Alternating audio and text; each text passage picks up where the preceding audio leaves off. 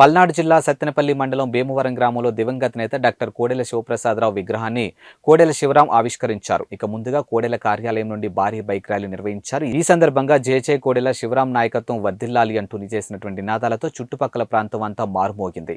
ఈ కార్యక్రమంలో టీడీపీ నాయకులు కార్యకర్తలు పెద్ద ఎత్తున పాల్గొన్నారు. ఈ సందర్భంగా కోడెల ఆశయాలు లక్ష్యంగా ముందుకు నడుస్తున్నారని కోడెల శివరాం తెలిపారు.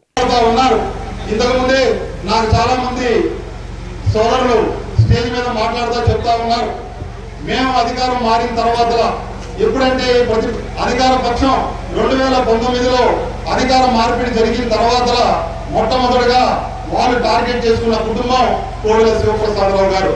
ఎన్నో కేసులు, ఎన్నో అవమానాలు, ఎన్నో ఇబ్బందులు, ఎన్నో కష్టాలు అన్నిటికీ మించి పెద్ద దిక్కుగా ఉండే తండ్రిని కోల్పోయారు.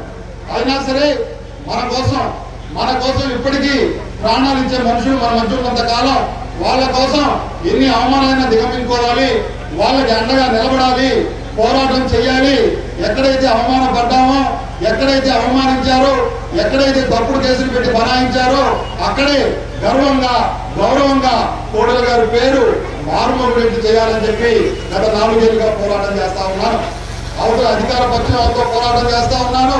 స్వపక్షంలో కొంతమంది ఎవరైతే పదవులు అనుభవించారో, మళ్ళా కోడెల గారి ద్వారా గౌరవం పొందారు, కోడెల గారి ద్వారా ఈ సమాజంలో మేము ఉన్నామని చెప్పి తెలుసుకున్నారు, వాళ్ళందరికీ కూడా మరలా పదవులు రావాలన్నా, మరలా అధికారం కావాలంటే శివరాంతో కాదు కొత్త వాళ్ళని తీసుకొస్తే ఆ అవకాశాలు వస్తాయని చెప్పి తిరుగుతూ ఉన్నారు.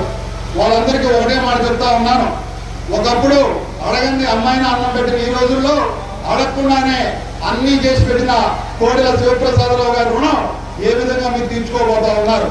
ఈ రోజు సమాజంలో వెనకబడిన వర్గాలైనా సరే, ఆ రోజు రిజర్వేషన్ లేకపోయినా సరే గౌరవం ఇవ్వాలి అని చెప్పి పదవులు ఇచ్చిన కోడెల శివప్రసాదరావు గారి రుణం ఏ విధంగా తీర్చుకోబోతా ఉన్నారు.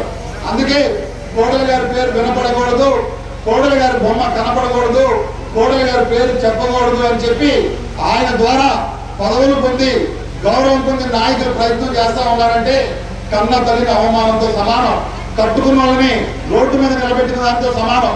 అందుకే ఎవరైతే ఇటువంటి తప్పుడు పనులు చేస్తా ఉన్నారో, ఎవరైతే కోడెల గారి పేరు వాడుకొని కోడెల గారి ద్వారా లబ్ధి పొంది కోడెల గారి ద్వారా సమాజంలో గుర్తింపు పొంది ఈ రోజు కోడెల గారికి వెన్నుపోటు పొడవాలనుకున్న వాళ్ళు పైన భగవంతుడు ఉన్నాడు, కింద మీరందరూ ఉన్నారు. ఒకరోజు జీవితంలో చదివించుకొని కోడెల గారికి జవాబు చెప్పాల్సిన పరిస్థితి వాళ్ళందరికీ వస్తుందని చెప్పి మీకు సమక్షంగా మాటిస్తా ఉన్నాను. ఒక్క మండలంలోనే కాదు, పక్కన ముత్తాల మండలంలో బీసీ వర్గాలకు చెందిన ఉమాదేవి గారికి మహిళైనా సరే ముందుకు రావాలని చెప్పి గౌరవించారు.